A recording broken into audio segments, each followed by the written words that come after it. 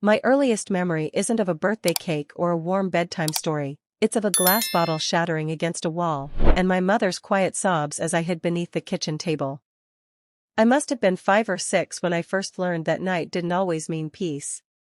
It meant my father would stumble through the door reeking of alcohol, mumbling slurred curses, looking for something, or someone, to take his anger out on. More often than not, it was my mother. Sometimes, it was me. Our home, a small, worn-out house on the edge of town, held two versions of my father. The daytime man was a mechanic who fixed things with skill and charm. The nighttime man was a monster who broke everything he touched. He didn't start out that way, or maybe I just didn't see it then. Before the drinking, before the rage, there were smiles and laughter. But as the years passed, the bottles piled up, and so did the bruises. I remember the way my mother would glance at the clock as the sun set, her hands trembling slightly as she folded the laundry. She never said it, but I knew what she was thinking. Would tonight be one of the bad ones? It almost always was. My mother was once a singer. She used to hum while she cooked, a soft tune that made even boiled potatoes feel like a feast. But after a while, the music stopped. Her voice, once sweet and warm, disappeared into the walls of our house. Silence settled in, heavy as a winter coat. She tried to shield me from it all. She told me stories about brave girls and strong queens, whispering them late at night as we lay in bed, pretending the creaks outside weren't footsteps. But no story could protect us. Not when his shadow darkened the doorway. Not when his belt came off. She never left him. She said she had nowhere to go. And maybe she didn't. Back then, women who left were judged. Blamed. Punished. So, she stayed. And I stayed. And the silence grew. It was a Tuesday. That's what I remember. A regular school day, nothing special. But that night, he came home worse than usual. Meaner. Louder. And he wanted money, money we didn't have. He started shouting. Plates crashed. My mother begged. I screamed. And then, he hit her. Harder than I'd ever seen. She crumpled to the floor, and something in me snapped. I grabbed the nearest thing I could, a heavy glass ashtray, and I threw it at him. It missed. Barely. But it was enough to startle him. Enough for my mother to grab my hand and run. We spent that night at a neighbor's house. Mrs. Delgado, a kind widow who didn't ask questions. She let us sleep in her guest room. It was the first peaceful night in years. We didn't stay gone for long. We never did. By morning, my mother said we had to go back. That he'd be sorry. That it was our home too. But I stopped believing in apologies. I started finding hiding spots. Behind the couch. Under the porch. Inside the closet with my old dolls. My favorite was in the attic, where I kept a flashlight and a stack of library books. It was dusty, but it was mine. At night, I stayed awake, ears sharp, waiting for the front door to creak. If I heard his boots on the wood, I knew to vanish. I became invisible in my own house. I learned to read his moods the way sailors read the sky. I knew when a storm was coming. And I prepared. Heavier drinking meant louder shouting. Slurred words meant danger. Sometimes he'd be sorry. He'd cry. He'd promise. And for a day or two, things would be quiet. He'd bring my mother flowers from the gas station. Once, he even bought me a book. But the bottle always called him back. And the plates kept breaking. One night, the only thing he didn't destroy was the photo of my grandmother. That photo became a symbol to me. A sign that something of the past still survived. At school, I was the quiet girl with the long sleeves. The girl who never invited friends over. The girl who flinched when someone raised their voice. I used to make up stories about my family, how my father worked late shifts and my mom traveled a lot. Lies became easier than explaining the truth. No one asked. Or maybe they didn't want to know. Maybe it was easier to look away. But I found escape in writing. I wrote stories in my notebook. Stories where the mother escaped. Where the girl grew wings. Where the father vanished into the fog. They were just stories. But they kept me breathing. My teachers sometimes complimented my writing. One even asked if I wanted to join a storytelling contest. I told her I wasn't allowed. But inside, a seed had been planted. A tiny hope that someday, I might be free to tell the real story. I was 13 when I hit back. It wasn't brave. It was desperate.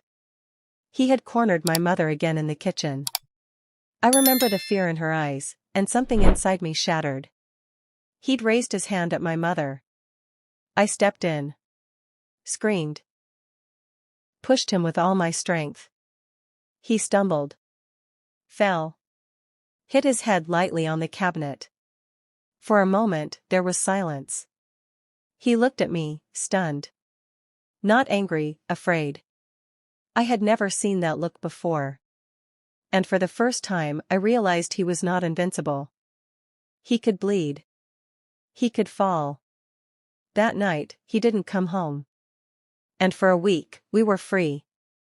We ate dinner at the table. We watched a movie. My mother even sang again. Her voice was shaky but beautiful. But we knew it wouldn't last. He always came back. My mother and I started whispering about leaving.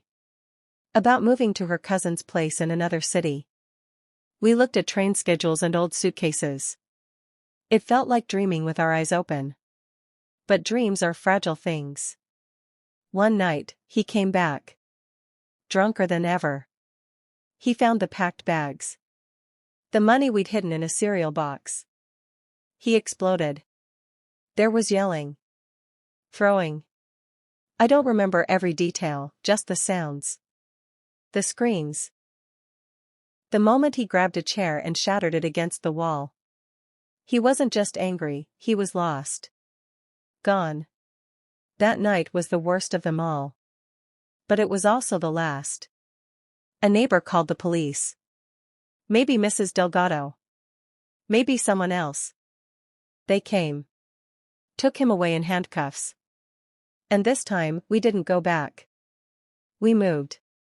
Started over. A small apartment, cheap furniture, second-hand clothes. But we had peace. No more ducking under tables. No more broken dishes. No more pretending. My mother found work as a cleaner at a hotel. I got a part-time job at a bakery after school. We shared every meal, no matter how small. We laughed more. We cried openly. We began to feel. It wasn't easy. Some nights we had to choose between heat and groceries. But it was ours. She got a restraining order. We changed our phone numbers. It was like erasing a ghost, painful, but necessary. We didn't talk about him much. But when we did, it was with honesty. We acknowledged the fear, the damage, and the strength it took to leave. Healing isn't a straight line. Sometimes I still flinch. Sometimes my mother still wakes up crying. But we talk now. We laugh again. She hums while she cleans. I write stories, some fictional, some not. I went to college. Got married. Had kids. My husband knows. He listens. He loves without hurting. And every night, I tell my children they're safe. I make sure they believe it. Because they are. And I protect their peace like it's sacred. My mother lived long enough to hold her grandchildren. She smiled more in her last decade than she did in the first 4. And when she passed, she did so quietly, surrounded by love. Now I'm a grandmother. My hands are wrinkled, but my heart is strong. My granddaughter once asked me, "Grandma, were you ever scared when you were little?" I smiled. Took a deep breath. And I told her the truth. Because silence is what let him hurt us for so long. And I refused to be silent anymore. I told her everything. The bruises. The fear. The escape. The strength of her great-grandmother. I watched her eyes widen, then soften. "You were brave," she said. I nodded. Not because I felt brave then, but because I know now that surviving is its own kind of bravery. My story is not just about pain. It's about survival. About finding strength in the darkest places. About the power of women who refuse to break. It's the real story of this grandma. And I lived to tell it. This is not just a story of pain, it's a testament to survival.